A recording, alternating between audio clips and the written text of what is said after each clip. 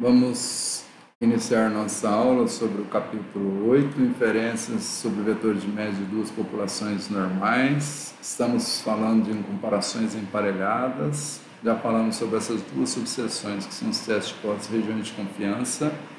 E agora vamos falar de intervalos simultâneos, intervalos de confiança simultâneos,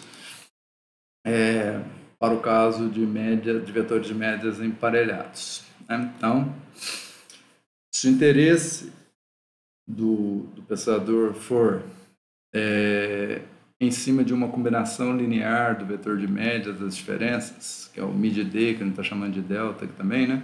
Então, dado por L' delta, em que L' é um vetor das combinações lineares composto pelos vetores L1, L2 até Lp. Então, L1 são coeficientes reais conhecidos de interesse do pesquisador.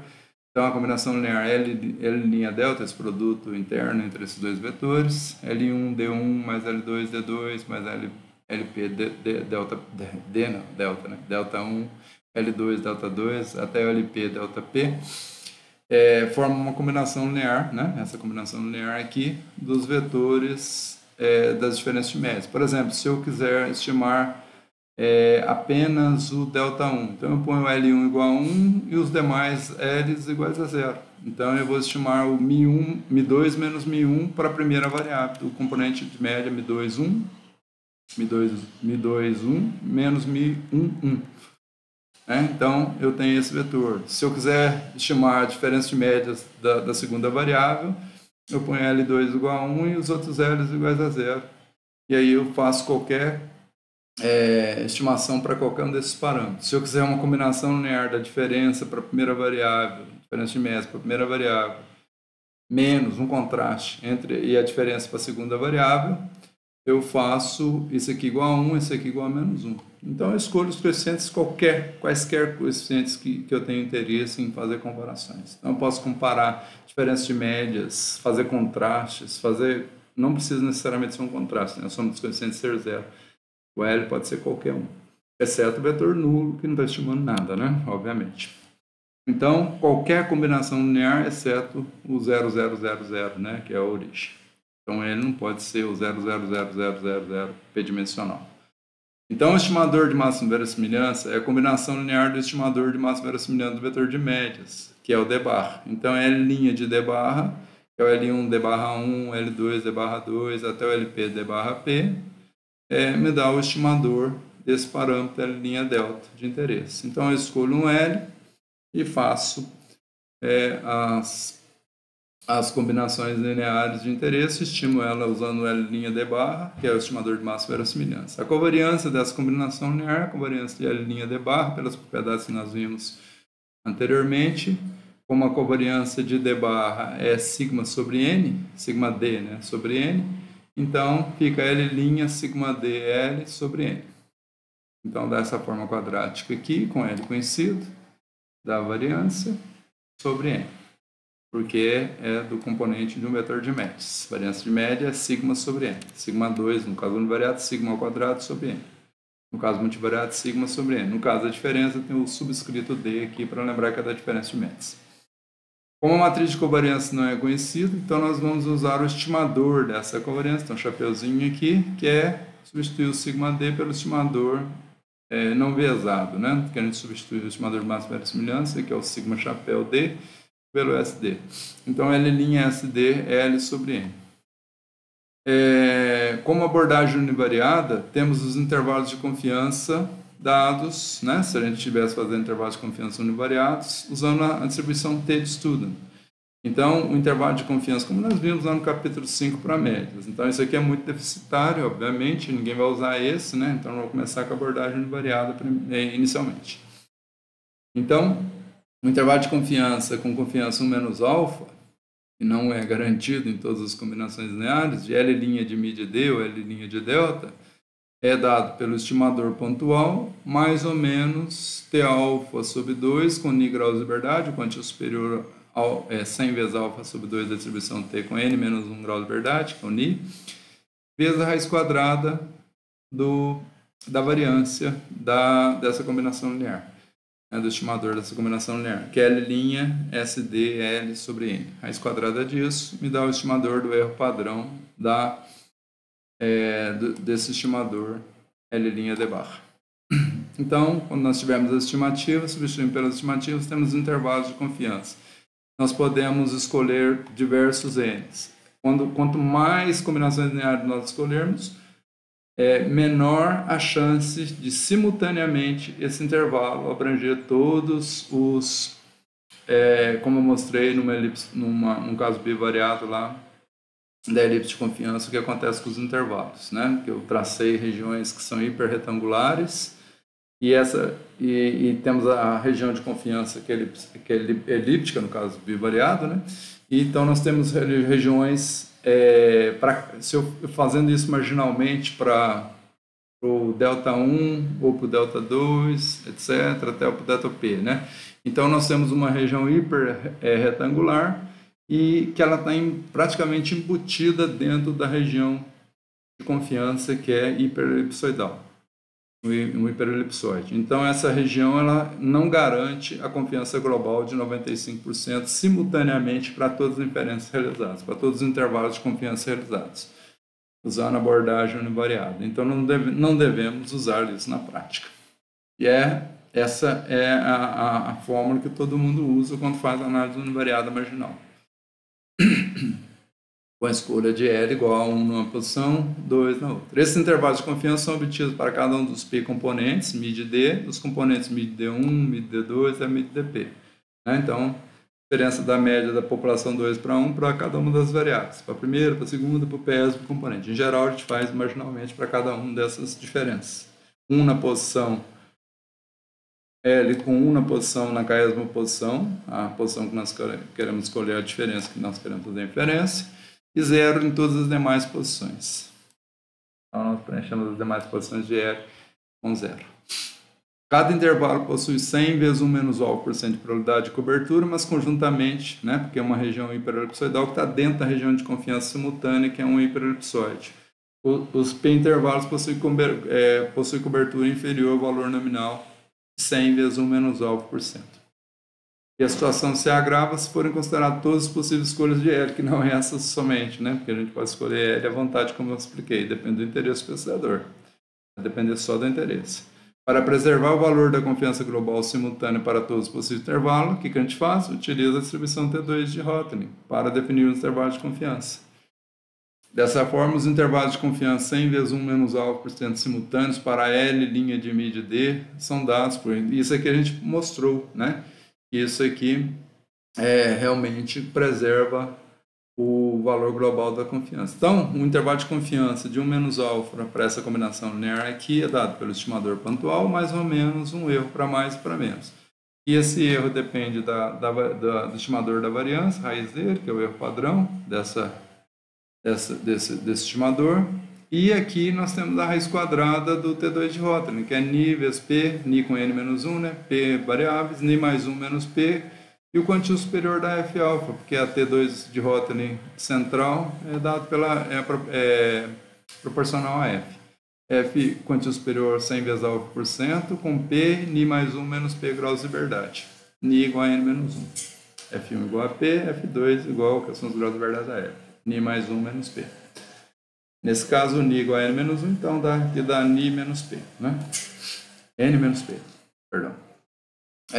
Então, nós temos um intervalo de confiança simultâneo. Então, nosso hiperretângulo abrange, ele abraça, né, o hiperelipsoide. O hiperelipsoide está inscrito dentro dessa região hiperretangular dos intervalos simultâneos, seja lá quanto que eu fizer. E o contrário acontece, a outra está circunscrito na região, está no interior do elipsoide, a região hiperretangular gerada pelos intervalos de confiança simultâneos. Um método alternativo, que é intermediário entre isso, é o Bonferroni. É uma opção que, em alguns casos, pode ser interessante, né? Então, o Bonferroni é aquele remédio para todas as ocasiões. O que a gente faz? A gente divide o nosso alfa pelo número de comparações que nós queremos fazer. Então, como nós vamos a alfa sobre 2, então nós vamos dividir o alfa por 2m. Né?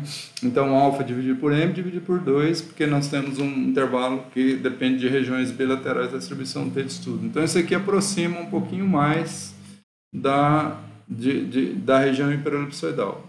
À medida que m é o número de comparações de intervalos que nós vamos realizar, é o número de L's que nós vamos escolher. Então, temos a estimação pontual e mais ou menos o erro, né? Que é a margem de erro para mais e para menos do nosso intervalo. Então, nesse caso, em todos os casos tem um erro padrão aqui. O que difere os três casos é o uso. O primeiro caso é a T alfa sobre 2 com grau de verdade. Aqui é a T alfa sobre 2m. M é o número de intervalos a serem realizados. Então, com isso, a gente procura aproximar da proteção hiperretangular, que vai englobar, mas não engloba, na maioria das vezes, o hiperelipsoide. E o outro caso é a T2 de rótulo, o quantio superior da T2 de rótulo, que é proporcional a F. Então, a gente usa F para calcular esse quantio da T2 de rótulo. Então, esses são os três métodos que a gente poderia usar, mas a gente preferencialmente deve usar o intervalo de confiança simultâneo, porque nesse caso nós temos normalidade, esse teste é exato, garante a confiança, seja lá qualquer escolha, não precisa de nenhum artifício, nem Bonferroni, nem usar a T marginal.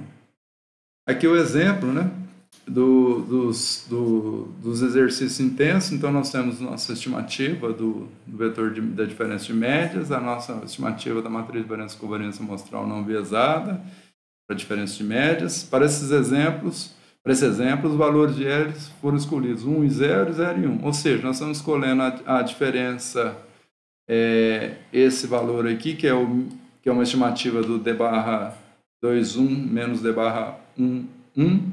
E aqui a mesma coisa, segundo índice, né? Que é a variável 2 agora, mais média amostral da população 2 menos a média amostral da população 1 para a variável 2, que era o peróxido. Né? Que nós vimos lá do exemplo 1, exercícios intensos. Exercício intenso, que é proteína e peróxidos em idosos, né? Que nós colocamos os idosos para fazer exercícios em mulheres idosas de terceira idade. 16 mulheres foram colocadas para fazer esses exercícios intensos para a gente medir esse efeito aí. Então, nós estamos aqui, né? Então, usando as fórmulas apresentadas, o intervalo T de estudo, nós temos o quantio da T a 2,13, com 15 graus de verdade nós temos 16, T alfa sobre 2 alfa igual a 5%, então nós temos T 0,025. Então, nós temos esse intervalo aqui, ó, 0,038 a 0,37. O segundo componente, menos 7,60 até 10,29. Como abrangeu zero, a diferença da segunda variável pode ser zero. Da primeira, não. Então, aparentemente, teria um efeito na proteína, a média 2 supera a média 1, numa quantidade que está entre 0,03 e 0,37 unidades, aí que eu não me lembro qual que é mais. E na segunda, como abrange zero, não podemos inferir que haja diferença entre as duas médias para o peróxido. População 2 e 1 tem o mesmo efeito. Isso usando a distribuição T. Os dois intervalos simultaneamente têm confiança provavelmente, potencialmente menor que 95% de confiança. Menor que 95%. Usando agora o Bonferroni, que foi a nossa terceira opção, com M igual a 2, que nós temos duas escolhas de L. Então, o nosso alfa dividido por 2 dá 2,5, né? Porque não vamos dividir por M. Então, 5% dividido por 2 dá 2,5. E como é alfa sobre 2, então isso vai dar 0,125. 1,25 para cada lado. Com 15 graus de verdade, 2,48, 2,49. E aqui era 2,13. Então, um pouquinho maior. Então, nossos intervalos foram um pouquinho mais amplos que o anterior. Mesma conclusão aqui e efeito para a primeira variável. Né? Então, a segunda população tem média superior à da primeira. E quando a gente faz o T2 de Rotary, o valor, olha o valor para manter o valor global da confiança para qualquer combinação linear que eu faça. Aqui nós estamos fazendo só duas. Qualquer número de combinações lineares que eu faça, esse é o valor que eu deveria usar. Então, usando a F, distribuição F, chegamos, né, nesse valor, que é um valor proporcional ao quantio superior alfa da F, 8,01. Raiz quadrada 2,83, usa na expressão lá, veja aqui, ó, o intervalo para a variável 1 agora também abrangeu zero. Então, não há efeito também para da proteína, não só no peróxido. E aqui o intervalo continua abrangendo zero. Então, não há efeito do exercício intenso, nem na proteína, nem nos peróxidos. E, pelos outros resultados, haveria efeito na proteína nos dois casos, usando as técnicas aproximadas. Então, nós devemos evitar, veja que os resultados são contraditórios e, obviamente, esse intervalo é exato, garante a confiança simultânea de pelo menos 95%. E os outros casos não. Os intervalos simultâneos foram mais amplos que os T corrigidos por Bonferroni, foram mais amplos que os T de estudo. Os limites dos intervalos de confiança simultâneos são projeções das elipses e hiperelipsoides nos eixos correspondentes a cada variável. Veja exemplo 2. Exemplo 2 aqui. Aqui. Eu tenho essa projeção aqui, ó, esse é o intervalo de confiança simultâneo, 0,02, 0,43 para a variável 1 e menos 10,54 a 13,23 para a variável 2, para as diferenças das variáveis 2. Vou voltar aqui, mais rápido, voltando por aqui. As coordenadas do ponto 00 estão contidas em ambos os intervalos apenas para os intervalos de confiança simultâneos gerados. Os intervalos de confiança T univariados com e sem correção de Bonferroni nos conduziram à rejeição da hipótese nula e nos indicaram que a variável proteína seria responsável por essa rejeição. Esses resultados, no entanto, não estão em conformidade com a proteção global proporcionada pela distribuição T2 de Rotary. Então, por ser métodos aproximados, não devemos usar isso. Ok? Então, finalizamos com isso. Em geral, a gente faz os testes apenas marginalmente, para L com 1 a posição e 0 nas demais, aquele vetor L, ou seja, escolhendo as diferenças entre as duas médias para cada variável, como nós fizemos aqui, para a proteína e para o peróxido. Então, essa é a forma que a gente trata esse caso em geral, mas podemos fazer qualquer combinação linear sem restrição alguma e devemos usar T2 de Rotary, porque as análises multivariadas são mais seguras de serem feitas. E esses intervalos de confiança simultâneos, como eu já expliquei no capítulo 5, são projeções nos respectivos eixos coordenados originais. Então, nós vimos lá, ó, 10,53 a 13, menos 0,02 a 0,43, né, que eu arredondei lá quando eu apresentei a figura no exemplo 2. Ok? Então, na próxima aula, nós vamos falar de comparações independentes. Vamos fazer a introdução, então é uma outra sessão, e aqui nós temos pressuposições básicas, inferências com o caso de covariâncias homogêneas e inferências com o caso de covariâncias heterogêneas. Então, agora nós vamos falar das comparações independentes. Acabamos de falar das comparações emparelhadas. São essas 3 subseções aqui, os testes, a região, o intervalo de confiança, e fizemos uma introdução, como falamos aqui. Vamos fazer a mesma coisa nessa sessão. Espero que vocês tenham gostado dessa aula e até a próxima aula. Muito obrigado por assistir.